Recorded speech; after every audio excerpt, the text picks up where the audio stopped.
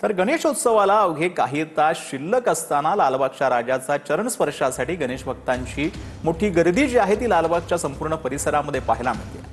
आपल्यासोबत आपले प्रतिनिधी निखिल चव्हाण जोडले गेलेले आहेत। निखिल, गेल्या काही तासांपासून हे भाविक तिथे जमलेले आहेत। स्त्रिया असतील, लहान मुलं असतील आणि मोठी माणसं देखील इथं आल्याचं पाहायला मिळते। सध्या लालबागच्या संपूर्ण परिसरामध्ये किती किलोमीटर पर्यंतच्या रांगा लागल्यात आणि भाविकांचं जे दर्शनासाठी ते आतुर झालेले असतील, काय त्यांच्या भावना आहेत?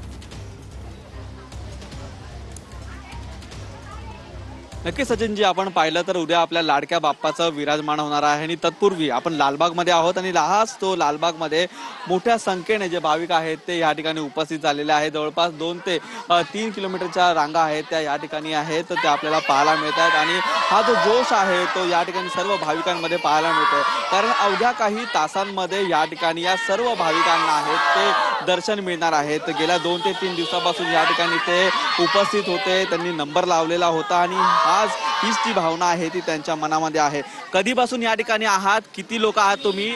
2 वाजता लाईन लावली आहे आणि आम्ही दरवर्षी येतात लालबागच्या राजाचा इथे आणि आमचा परिवार, हे सगळं परिवार आम्ही हर वर्षी येतात। आम्ही लहान बाळ देखील आहे तुमच्याकडे, काय सांगाल, काय भावना आहे? काय नाही, चांगलं वाटतंय, ती शांत बसले त्यामुळे, अजून काय नाही। तुम्ही या ठिकाणी आलेले आहात, किती वेळ झाला? मी आली 17 वर्ष झाले, मला 17 वर्षापासून 900 लाईनीमध्येच येते मी।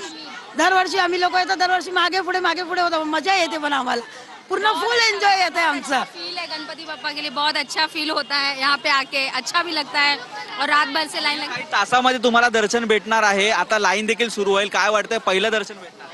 हो, पहिलं दर्शन भेटणार ना, का नाही? नक्कीच निखिल, हा संपूर्ण माहोल जो आहे तो आपण महाराष्ट्रापर्यंत पोहोचवणारच आहोत, परंतु सविस्तर माहितीसाठी धन्यवाद।